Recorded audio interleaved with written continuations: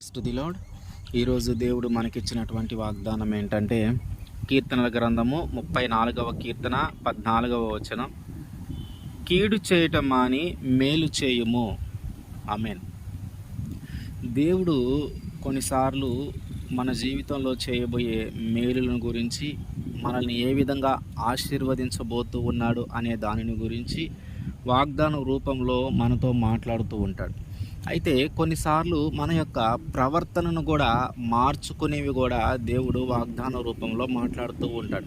అంటే మన జీవితంలో ఒక మేలు చేయాలంటే ఆ మేలు చేయటానికి దేవుడు మన వైపు చూసినప్పుడు మనలో అసహ్యమైనది ఏది కనబడకుండా మనము జాగ్రత్త వహించాలనేది ఆయన ఉద్దేశము.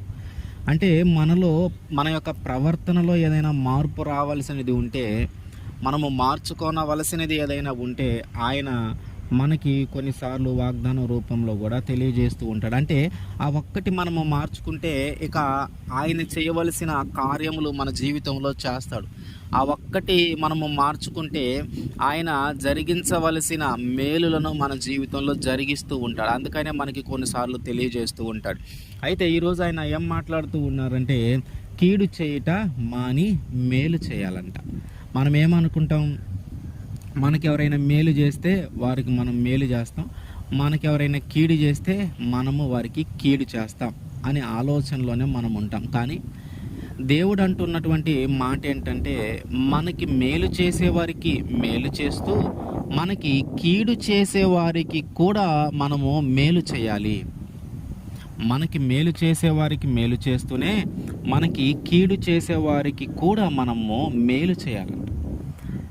ఏం లేదు, కీడంటే ఏదైనా మన విషయంలో కానీ ఇతరుల విషయంలో కానీ ఇది నీతిగా లేదు, ఇది మంచిది కాదు అన్నది ఏదైతే మనము చేస్తామో లేదా మనకి ఎవరైనా చేస్తారో దాన్నే మనము కీడుగా భావిస్తాం. అంటే ఏదైనా ఒక అన్యాయం చేయటము, ఒక మోసం చేయటము, అబద్ధ సాక్ష్యం పలకటము, లేనిపోని నిందలు వేయటము, లేదా తిట్టడానికి వెళ్ళడం, కొట్టడానికి వెళ్ళటం, ఊరికూరికనే కోప్పడి తప్పు లేకపోయినా అనటం, ఇట్లాంటివి అనేకమైన వాటిని మనము కీడుగా భావించవచ్చు. అంటే నీతిగా లేనిది ప్రతిదీ అది కీడుగానే మనము భావిస్తూ ఉంటాం. అంటే దానివల్ల మనకి అపాయము, ఒక ప్రమాదము, ఒక అవమానము ఏర్పడతాయి. ఇలా ఏర్పడే వాటిని మనం కీడుగా భావిస్తూ ఉంటాం.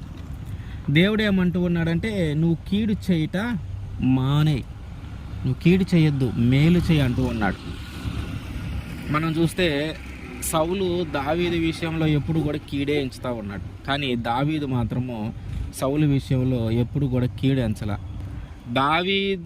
సౌలు దావీదికి అపకారం చేయాలని చూస్తే దావీదు సౌలుకి ఉపకారం చేస్తూ ఉన్నాడు. అంటే సౌలేమో కీడు చేయాలని చూస్తూ ఉన్నాడు, దావీదేమో మేలు చేయాలని చూస్తూ ఉన్నాడు. ఇట్లా జరుగుతున్నటువంటి క్రమంలో ఒకసారి దావీదు గారిని చంపాలి అనే ఒక ఆలోచనలో ఉన్నప్పుడు ఒకసారి ఎన్గేది అరణ్యంలో, ఆ అరణ్యం దగ్గరలో దావీదు ఉన్నాడనే వర్తమానము సౌలుకి చేరింది.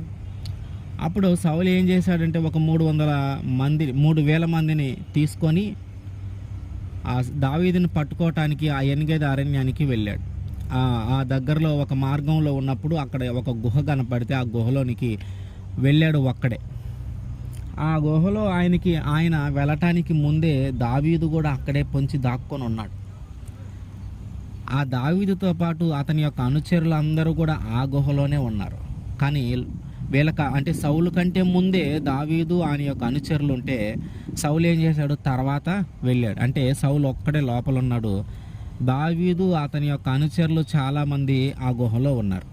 అక్కడ దావీదు పక్కన ఉన్న వాళ్ళందరూ మాట్లాడుతూ ఉన్నారు, ఇతనే కదా నేను చంపాలని చూస్తూ ఉంది, ఇతనే కదా నీ ప్రాణాన్ని తీయాలని చూస్తూ ఉంది, అట్లాంటి వ్యక్తిని దేవుడు నీకు భలే అవకాశంగా నీ చేతికి అప్పగించాడు, ఇంకే ఆయన ఒక్కడే ఉన్నాడు, ఆయన వెంట సైన్యం కానీ ఎవ్వరూ లేరు, ఒక్కడే ఉన్నాడు కాబట్టి మనం చాలామంది ఉన్నాం. ఇప్పుడు ఇతను చంపాలనుకుంటే నువ్వు చాలా ఈజీగా చంపేయచ్చు, ఇక నీకున్న బాధ అంతా పోతుంది, నువ్వు ఇట్లా ప్రతిసారి ప్రాణాల మీదకి వచ్చి నువ్వు దాక్కొని అక్కడి నుంచి పారిపోయే పరిస్థితులు ఇంక నీకు అవసరం ఉండవు, మా మాటిని ఇతన్ని చంపేసేయి అని వాళ్ళందరూ మాట్లాడుతూ ఉన్నారు. కానీ దావీదు అంటా ఉన్నాడు, నేను అతన్ని చంపలేను, నేను అతన్ని చంపను, ఎందుకంటే ఆయన అభిషేకం పొందినటువంటి వ్యక్తి. ఇంకా చెప్పాలంటే అతనికి అంటే దావీదుకి సౌలు కీడు చేశాడు, కానీ ఇప్పుడు అతను కీడు చేశాడని, అతనికి అన్యాయం చేస్తూ ఉన్నాడని, అతన్ని చంపాలని చూస్తూ ఉన్నాడని ఇప్పుడు దావీదు సౌలుని చంపాలని అనుకోవటల్లా. అంటే ఏం చేస్తూ ఉన్నాడు? మేలు చేస్తూ ఉన్నాడు. కీడు చేసింది ఎవరు? సౌలు. మేలు చేస్తూ ఉంది ఎవరు? దావీదు. సౌలేమో దావీదును చంపాలని, అతనికి కీడు చేయాలని సౌలు చూస్తూ ఉంటే, దావీదు చేతికే సౌలు చిక్కినా సరే, ప్రాణం తీయగలిగే అవకాశం ఉన్నా సరే కానీ దావీదు మాత్రం కీడు చేయాలనే ఆలోచనలో లేడు, మేలు చేసే ఆలోచనలోనే ఉన్నాడు. మనము ఇలా ఉండాలి. దేవుడు మన నుంచి కోరుకుంటుంది ఏంటంటే మనము కీడు చేయటం మాని మేలు చేయాలి.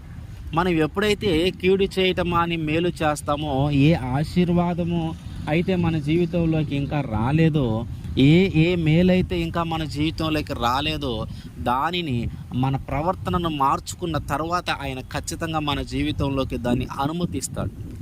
అందుకని ఆయన అంటూ ఉన్నాడు, నీ యొక్క ప్రవర్తన ఒకవేళ ఇట్లా ఉంటే దీనిని మార్చుకో. కీడు చేయటం అని మేలు చేస్తే నీ జీవితంలో జరగవలసిన మేలు ఆ తర్వాత ఖచ్చితంగా జరిగి తీరుతుంది. ఆమేన్.